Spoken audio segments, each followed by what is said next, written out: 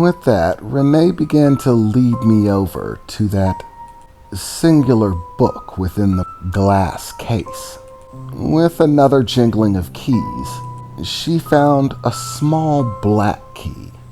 Placing it into the lock upon the black case, and once again with a twist, the latch came undone, and she opened the case, lifting the glass top out of place. She reached in and opened the book. Okay, Victor.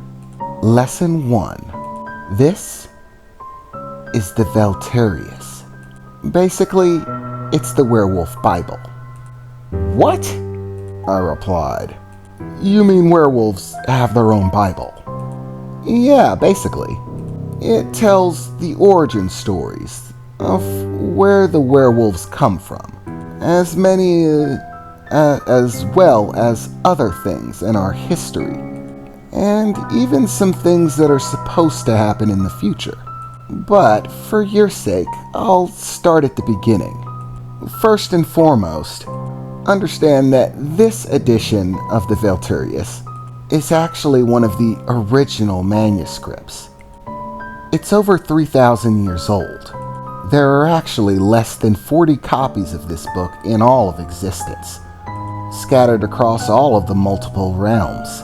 It's a very hard thing to come by. You could call it information right from the source. Renee? Could you back up to that multiple realms part? What do you mean, multiple realms? Oh, it's not really important. I'll get to that stuff later. But for now, just know that there are other worlds, ones other than Earth, or the human world, as other people call it. And you're not going to be able to read what's in this book. It's in a completely different language, one that you're not going to find in any textbook here in our world. But my dad taught me the language a long time ago, so I can read it just fine. But the pictures are nice, so you should be able to tell that I'm being accurate with you based on the pictures, which are very detailed. So, the truth of werewolves, Renee said as she turned the book to the very earliest pages, is that we originated from the bestial realm. In the beginning, the 12 original wolves, who were the sons and daughters of Agilaria, the Wolven Mother, the well from which all wolves sprung. Well, these 12 grew bored within the bestial realm. There they stood amongst the most powerful of all beings, and basically ruled over that world. Their power was without question. However, it is within the nature of wolves to seek challenge.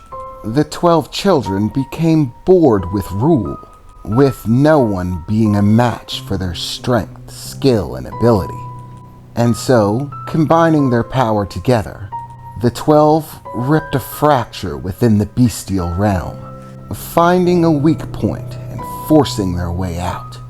It was then that the 12 found themselves within the demonic world, the realm of demons and monsters. Here, the 12 spread out, beginning to pillage and conquer this realm, claiming large segments as their own, and ripping asunder anyone who challenged them. With their great power, few stood any chance at all. But, unlike in their own realm, here in the demon realm, there were entities powerful enough to challenge them. The wolves found this new challenge intriguing and pushed ever onward, coming into conflict with these great powers within the demon realm. But, eventually, the beings that existed within the demon realm grew tired, furious at the wolves' progression within their world.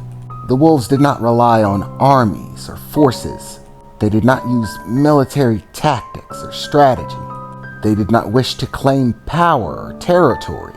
Their only desire was for conflict, to do battle, to find adversaries worthy of their strength.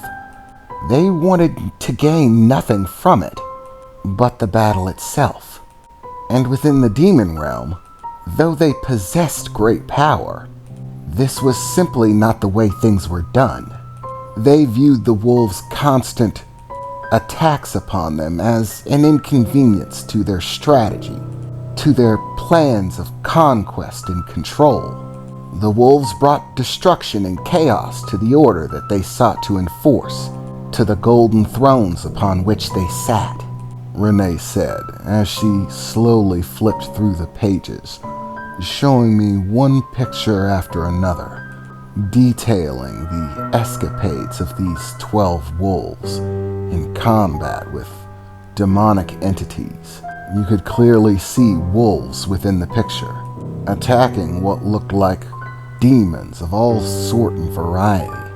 Eventually, the wolves' lust for combat and their lack of strategic ability or desire for power, their simple nature proved their undoing. The wolves may have been powerful, but they knew nothing of deception or cunning, not like those that held power within the realm of demons, and so they were easily tricked. Those that held power within the realm of demons lured the 12, challenging them to conflict, telling them that there would be a grand battle, summoning them to the same location. And so each one answered the call and showed up prepared for battle, thirsty for the taste of blood and the thrill of the combat to come. They were all dumbfounded to find their brothers and sisters all gathered there, each of them saying that they had been challenged as well. And it was there, in a place that they call the Scarlet Plains, that all of the rulers of the demon realm gathered, entrapping the wolves within an immensely powerful magical seal, as punishment for disturbing their never-ending games of power and control, and to ensure that this would never again be the case. The rulers of the demon realm cursed the wolves, placing upon them a powerful bond, chains that would enslave their forms and weaken the wolves so that they could no longer cause chaos within the demon realm.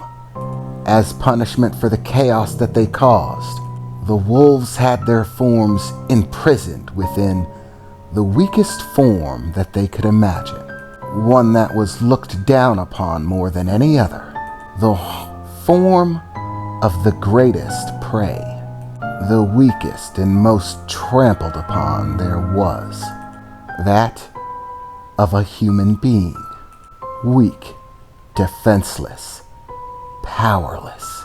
And it was from that point forward that the wolves were meant to never again be able to attain their power and glory, the strength of their bestial form, imprisoned forever within the bodies of the weak.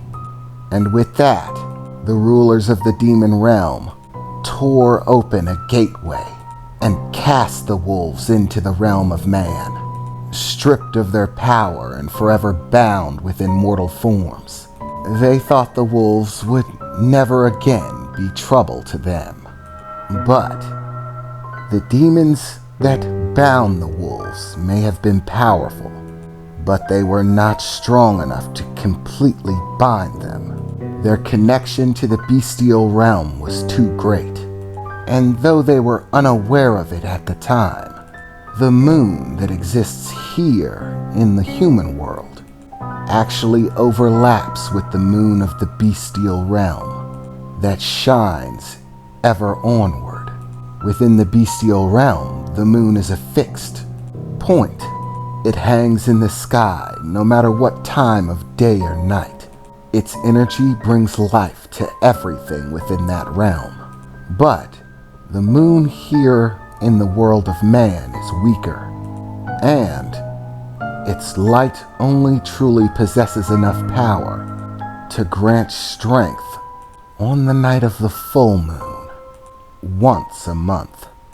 It was on these nights that the brothers and sisters born of the bestial realm found that the influence of the moon would allow them to break the bonds. Not completely, but enough so that part of their true nature could reveal itself, and they could once again don their beastly forms and regain a fraction of the power that they possessed.